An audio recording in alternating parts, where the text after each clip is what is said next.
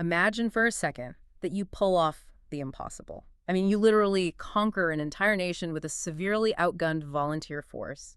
You achieve total victory. Against all the odds. Exactly. And then when you are standing there and you are offered the ultimate absolute uncontested power, you just hand the keys over to someone else. Yeah, you just walk away. You walk away, you go live on a quiet, wind-battered little island and milk cows. I mean, it completely defies every single instinct we have about ambition, right? It really does. It forces a total reevaluation of what influence actually is. Because, historically, capturing a nation ends with a coronation.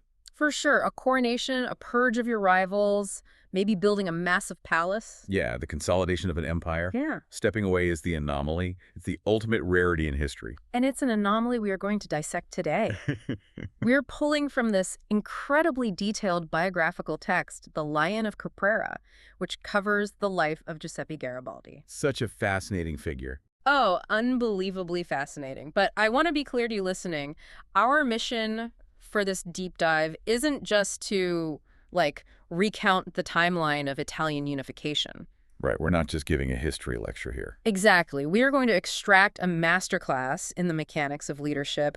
We want to decode Garibaldi's specific, almost staggering style of influence. Yes, because it really is staggering when you look at the mechanics of it. We need to look at how one person who was armed initially with literally nothing but an idea and a death sentence Really a death sentence, yeah. managed to shape the destiny of millions, outmaneuver these entrenched empires, and kind of redefine the very nature of authority. And to do that effectively, we have to discard the romantic mythology that usually surrounds him. Break that down a bit. What do you mean by romantic mythology? Well, true leadership, enduring, world-shifting leadership is rarely measured by what a leader is capable of taking. It's measured by what they're willing to subordinate to the mission. Ah, I see. What they're willing to give up. Exactly.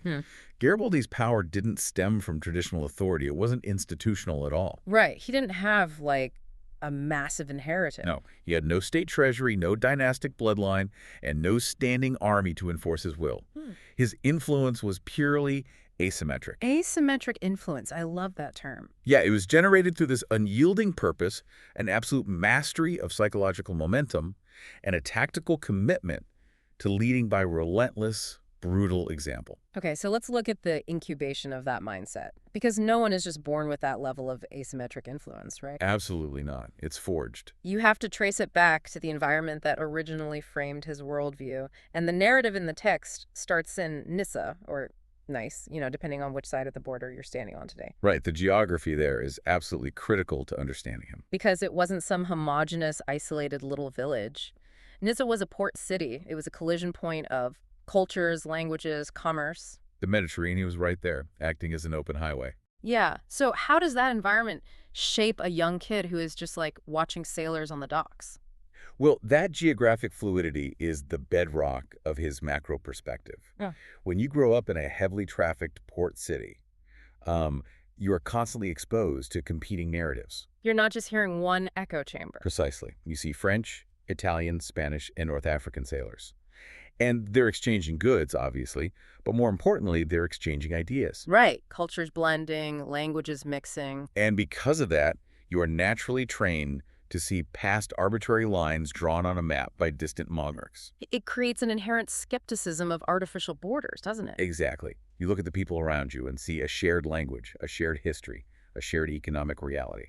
But then you look at the political map of 19th century Italy, and it's a complete mess. A total jigsaw puzzle. Yeah, a jigsaw puzzle of foreign-controlled duchies, papal states, and Bourbon kingdoms. To borrow a modern concept, for anyone listening, it's like looking at a deeply fragmented, highly inefficient industry. That's a really good analogy. Right, like a young startup founder looking at all these disconnected silos that clearly share a common foundation and realizing, this doesn't make sense. This should be unified. Yeah, the system is structurally broken, but the underlying assets, the culture, the people are unified. But I want to push back on that a little bit. Okay. Recognizing systemic inefficiency is pretty common. I mean, plenty of people can sit around a coffee shop and complain about how broken the system is. Oh, sure. Having ideas is cheap. Exactly. Ideas are cheap. but acting on them is dangerous. The leap from being an observer to becoming a revolutionary requires something more. It requires an ideological catalyst. Right. And for Garibaldi, the text points out that this catalyst was his exposure to Giuseppe Mazzini and the Young Italy movement. Yes, Mazzini, he was the philosopher of unification. He had the voice and the dream, right? He was the architect of the idea that Italy actually belonged to its people, not to the Austrian Empire or the Bourbon kings. But here is where the danger comes in. Having a grand vision for a unified republic over a cup of coffee is easy. Acting on that vision in the 1830s was practically suicidal. It was incredibly dangerous. Yeah. Young Italy wasn't some harmless think tank. No, it was an illegal clandestine network. If the Piedmontese authorities caught you distributing Mazzinian literature, let alone, planning an uprising, you weren't just getting a fine. You're facing a firing squad. Literally a firing squad. Mhm. So my question to you, and really something for the listener to chew on, is what is the psychological mechanism there? Why do some people just nod along to good ideas while leaders like Garibaldi internalize them as a life-or-death mission? It's a great question. It really comes down to identity alignment and what I'd call the threshold of intolerable contradiction. Intolerable contradiction. Okay, unpack that for me. For most people, a political ideal is an external concept, right? Yeah. Something they desire, but it doesn't define their core self. Like, I want lower taxes, but I'm not going to die for it. Right, exactly. But for a certain archetype of leader, the ideal becomes completely inseparable from their identity. Once Garibaldi accepted Mazzini's premise that the fragmentation of Italy wasn't just inefficient, but fundamentally unjust. Like spiritually degrading almost. Yes, living quietly within that broken system became a psychological impossibility for him. The contradiction between his internal belief and his external reality became intolerable. Wow. So at that point, the calculus of risk fundamentally changes. Precisely. The risk of death becomes less terrifying than the reality of living a compromised life. That's exactly it. We often conflate courage with fearlessness, but that's biologically inaccurate. Right, everyone feels fear. Courage is the strict prioritization of a deeply held purpose over the natural instinct for self-preservation. Garibaldi's early commitment illustrates a foundational leadership trait. Which is? An unwavering belief in a core idea, in this case, liberty and unity, that is so structurally sound in his mind that personal risk just becomes a logistical obstacle. Not a deterrent. Exactly. Not a deterrent at all. And man, that prioritization of purpose was immediately put to the ultimate stress test. Because we are talking about his first major swing at revolution, which ends in absolute catastrophic failure. It was a total disaster. An uprising is planned, the authorities are tipped off, the whole thing collapses before it even really begins. And Garibaldi is suddenly a hunted man. He is literally sentenced to death in absentia. Just think about the psychological devastation of that sequence. You dedicate your life to a grand, unifying vision. You take your first massive risk. And you fail completely. You fail so completely that you are permanently exiled from the very land you wanted to save. He has to smuggle himself out of Europe entirely, eventually landing in South America. And this is the crucible. This is where everything changes. Right, because for 99% of people, that is a soul-crushing, ego-shattering defeat. Oh, it would have broken a lesser leader. They would have just integrated into the local economy in Rio de Janeiro, kept their heads down, and lived out their lives in quiet gratitude that they weren't executed. Yeah, just gotten a regular job and faded away. So think about the most successful people you know. Their defining characteristic is usually how they handle their biggest, most public failure. How does this colossal failure in Italy actually become the foundation of his later success? Because he didn't view the failure as a refutation of the core idea. He didn't think, oh, unification is a bad idea after all. Exactly. He viewed it as a failure of mechanics. He realized he lacked the tactical leverage, the military experience, and the operational capacity to actually execute the vision. So he needed more skills. Yes.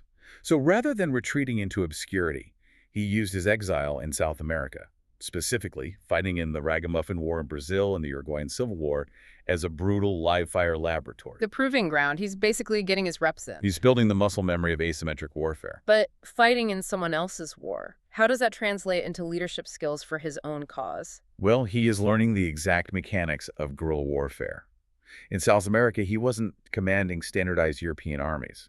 Right, no strict supply lines. No strict supply lines, no heavy artillery support. He was leading these ragtag groups of exiles, escaped slaves, and gauchos. Gauchos, that's wild. Yeah.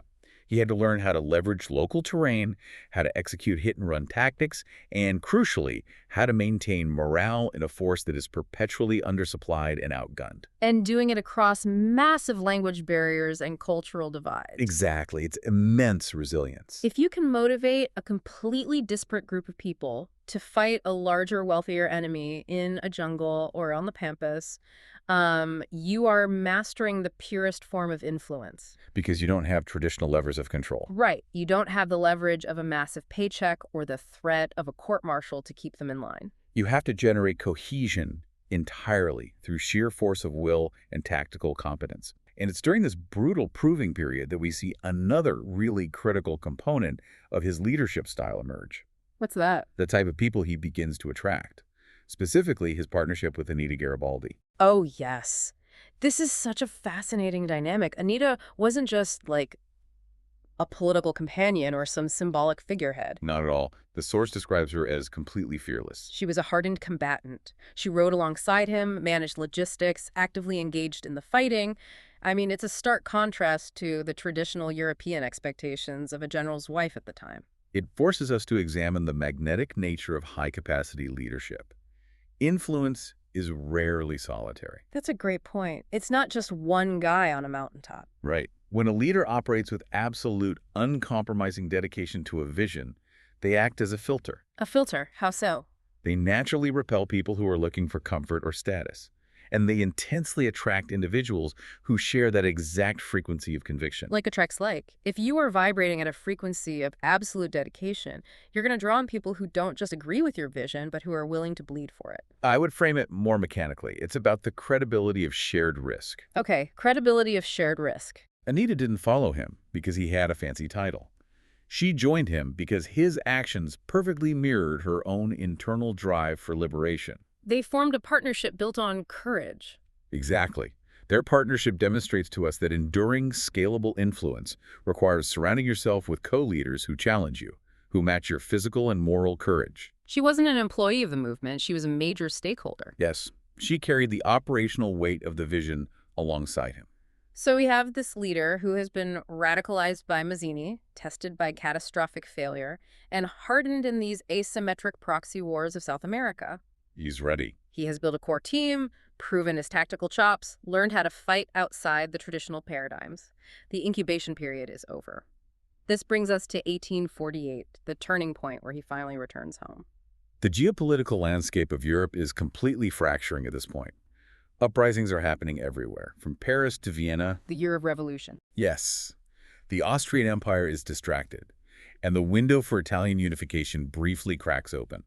So Garibaldi returns not as a fugitive, but as a seasoned guerrilla commander. And this is where the legend of the red shirts actually materializes. He gathers volunteers, students, artisans, laborers. Men who are entirely motivated by an idea. Right. But I want to dig into the reality of leading a volunteer force like this.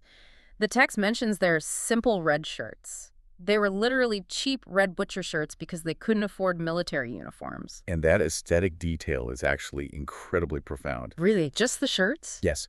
The red shirts weren't just a uniform. They were a psychological weapon and a profound equalizer. Think about a traditional 19th century European military. Okay, lots of gold braid, fancy hats. Exactly. Uniforms were designed to denote strict hierarchy. You had elaborate epaulets and specific colors distinguishing officers from conscripts. The red shirts completely obliterated that visual hierarchy. Wow, I never thought of it that way. But let's look at the mechanics of maintaining discipline in that environment. Because in a traditional army, or even in, a modern corporate structure, cohesion is primarily maintained through the lever of punishment. And structural authority. Right. You follow orders because the general has the legal right to execute you for treason, or the CEO has the right to cut off your livelihood. Discipline is pushed down from the top. That's the traditional model, yes. So how on earth do you maintain forward momentum under intense artillery fire with a group of volunteers who can legally and practically just walk away at any moment? I mean, they're just wearing butcher shirts. It's the ultimate leadership test. You have to replace structural authority with moral authority. Moral authority. And the only way to generate that kind of unbreakable moral authority is through the absolute equalization of hardship. Garibaldi maintained discipline because he utterly refused to lead from the rear. Leading from the front. It's a phrase that gets thrown around constantly in leadership It's seminars. become a bit of a cliche, honestly. It has, but let's define what it actually meant on the ground for the red shirts. The source explicitly states he shared the hardships of his men. It meant the complete dismantling of the officer's privilege. Yeah. Traditional generals observe battles from high ground, right? Yeah, looking through spyglasses, surrounded by aides. Eating decent rations, sleeping in secure tents. Garibaldi slept in the mud with his men. Oh. If the supply lines broke down and the men were starving, he starved. During the siege of Rome in 1849, when the French artillery was pounding their positions, Garibaldi wasn't in a bunker. Where was he? He was on the barricades, physically wielding a sword covered in dust and blood alongside teenagers who had never fired a rifle before. Think about the psychological impact of that on a follower. When you see the architect of the movement, the supreme commander, taking the exact same physical risks you are. It creates a neurological bond that completely transcends discipline. It bypasses the rational brain entirely, doesn't it? It really does. It creates a visceral, deeply emotional contract. It strips away the resentment that naturally builds when the elite demand sacrifices from the rank and file. Because he's not an elite demanding anything. He's doing it with them. Exactly. When a leader bleeds with the team, they aren't managing human resources anymore. They are mobilizing zealots. His influence was earned daily on the ground, not decreed from a safe distance. And that's why they stayed. The men didn't stay and fight because they feared Garibaldi's punishment. They stayed because abandoning the line meant abandoning a man who was actively offering his life for theirs. That is the purest mechanism of influence. And that mechanism was about to be pushed to its absolute breaking point. Because everything we've discussed so far, the vision, the guerrilla tactics from South America, the psychological mastery of the red shirts, it all converges in 1860. The defining military campaign of the 19th century. The Expedition of the Thousand. This is the ultimate test of his asymmetric influence. Military historians still analyze this campaign today because, on paper, it is an absolute impossibility. Let's set the board for the listener. It's the ultimate David versus Goliath scenario. Garibaldi wants to conquer the southern half of the Italian peninsula. The Kingdom of the Two Sicilies. Right, ruled by the Bourbon monarchy. And Goliath is huge here. They have an entrenched professional army of tens of thousands of well-equipped soldiers. A massive navy, heavy artillery, they have everything. And David. Garibaldi lands on the coast of Sicily with just over 1,000 volunteers. The red shirts. Yeah, 1,000 poorly armed guys. They have antiquated muskets, very little ammunition, and absolutely zero artillery. Analytically, logically, they should have been wiped off the map within 48 hours. If you run the logistical simulation, it's a massacre. So how does David win? Because in this case, David has to convince all the bystanders to hand him their stones, right? That's a brilliant way to look at it. Oh. Garibaldi understood something the Bourbon generals didn't. The vulnerability of a demoralized, conscripted army when faced with a highly motivated, asymmetric threat. Okay, dissect the mechanics of that for me. How does a small campaign of 1,000 guys become a powerful movement that conquers vast regions? It requires an absolute mastery of psychological momentum. The Bourbon army was massive, but it was brittle. Brittle? Yes. The soldiers were largely unmotivated conscripts fighting to maintain a deeply unpopular, oppressive monarchy. So they didn't really want to be there. Exactly. And the local Sicilian population despised the Bourbon rulers, but they were paralyzed by fear. They were just spectators. Watching from the sidelines. Garibaldi knew his 1,000 men couldn't defeat the Bourbon army in a standard battle of attrition. He needed the 1,000 men to act as a spark. A spark to ignite the local population. Yes, he had to convert the terrified spectators into active participants. But how do you convince a subjugated farmer to pick up a pitchfork and charge a line of muskets? That sounds impossible. You have to break the illusion of the enemy's invincibility. Yeah. And you do that through extreme, almost irrational aggression. Okay, give me an example. Look at the Battle of Calatafimi right after they landed. Garibaldi's force was engaged by a larger, better-positioned Bourbon force on top of a terraced hill. So they have the high ground. Yes. The red shirts were taking heavy fire. They were running out of ammunition. Conventional military logic dictated an immediate retreat. Right. Preserve your forces, fall back, try to fight another day. Instead, Garibaldi ordered a bayonet charge uphill into direct fire. Uphill. That is tactical madness. It was a moment of sheer madness. But it shocked the Bourbon troops so profoundly that their lines broke and they retreated. Wow. It's the shock value of asymmetrical commitment. The professional soldiers look at these wild men in red shirts charging uphill without ammo and think, these people are entirely willing to die. I am just here collecting a meager paycheck. This isn't worth it. Exactly. The psychological asymmetry won the battle. And the domino effect of that charismatic leadership, the ripple effect of that victory, was seismic. Word spreads. Word spread across Sicily instantly. The Bourbon army could bleed. They could be broken. That single aggressive victory shattered the spell of fear. His sheer audacity proved to the locals that change was actually possible. Suddenly, the local villagers started pouring out of the hills. As villagers joined them, their numbers grew. The farmers grabbed whatever weapons they could find and joined the red shirts. The momentum shifts. It's the ultimate snowball effect. He proved the concept with his core team, and the locals bought in. He turned a military campaign into a popular insurrection. He leveraged belief to multiply his actual power. The 1,000 became thousands. And eventually tens of thousands. He didn't just conquer territory, he conquered the hearts and the psychology of the populace. Turning spectators into participants. By the time he reached Naples, the Bourbon monarchy simply collapsed under the weight of the popular momentum. The king fled, and Garibaldi rode into the capital essentially unopposed. Which is just, it's mind-blowing. And this brings us to the climax of the narrative, the thematic peak of our deep dive. The ultimate ego check. Right. The moment where the rubber meets the road on everything he has preached for the last 30 years. The expedition of the 1,000 is a total staggering success. Beyond anyone's wildest expectations. He effectively controls the entire southern half of Italy. He is the undisputed dictator of the two Sicilies. The massive Bourbon army is shattered, the wealth of the South is at his disposal, and the people practically worship him. He possesses absolute, uncontested power. So, let's be incredibly honest about human nature here.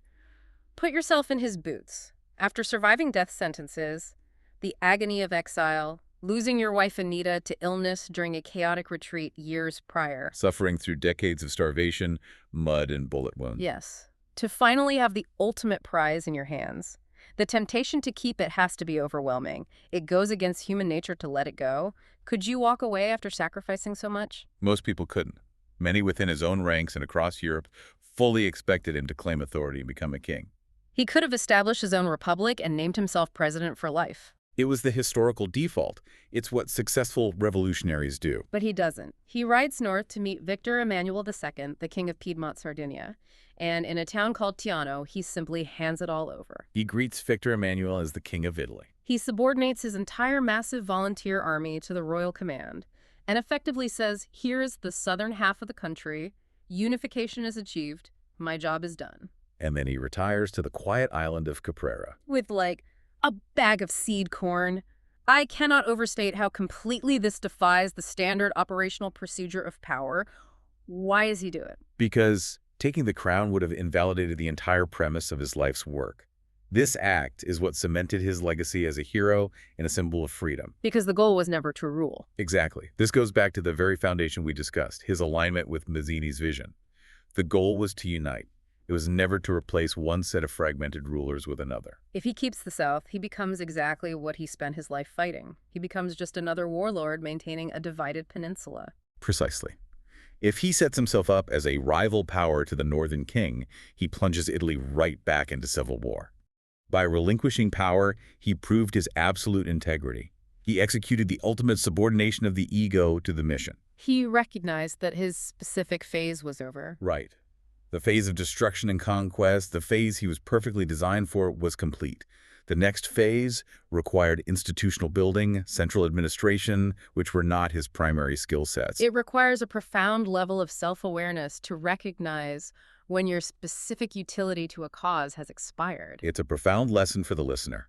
In the modern world of endless ambition, we are plagued by leaders in politics and business who successfully disrupt a broken system, but then refuse to let go of the power. They transition from liberators to bottlenecks, right? Right. Because their ego demands they remain the central figure. They start believing they are the mission rather than a tool of the mission. Yeah. Garibaldi understood he was a tool. And his influence reached its zenith precisely because he refused the crown. Yes. By voluntarily laying down his absolute power, he validated the sacrifice of every single volunteer who took a bullet for him. He proved he hadn't used them to build a personal empire.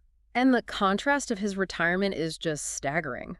The man who dictated the fate of Europe, who collapsed empires with 1,000 men, goes to a rocky island to farm the land and reflect. He actively chose stillness over the intoxication of authority. Which leaves us with a compelling blueprint for influence. Let's synthesize the core lessons we've extracted for you today. The takeaways are incredibly practical. First, leadership is about finding a purpose larger than yourself, cultivating a macro perspective. It requires looking at a broken system and having the intellectual courage to envision it unified, just like that young boy in the port of Nice. Second, you must aggressively utilize catastrophic failure. Right, gaining resilience through your failures. Exile and defeat aren't just setbacks. They are the necessary laboratory for developing asymmetric skills, just as South America was for his guerrilla tactics. Third, influence without structural authority is entirely dependent on shared sacrifice. Leading by sharing the burdens of your team, like with the red shirts. You cannot mobilize people from a position of comfort. You have to endure the exact same friction and risk as your frontline team. And finally, checking your ego at the finish line. The ultimate measurement of a leader's integrity is the exit, handing over power to Victor Emmanuel II, ruthlessly subordinating your own ego to the completion of the mission, even when absolute power is offered to you. But, I want to leave the listener with a lingering question to chew on, something a bit provocative. Okay, lay it on us. The text says Garibaldi proved that one person, driven by absolute conviction, can shape the destiny of millions. But think about his retirement to the quiet island of Caprera. Farming the land. Right. Does true, enduring influence actually require the ultimate sacrifice of walking away from the power you created? Oh. If he had stayed, if he had compromised his ideals just a little bit, kept a piece of the power, and ruled, would his influence have endured? Or would he have just become another king in a history book rather than an immortal symbol of freedom? Does the power of the symbol require the absence of the man? It's worth interrogating. By stepping away, he froze his legacy in a state of uncorrupted purity.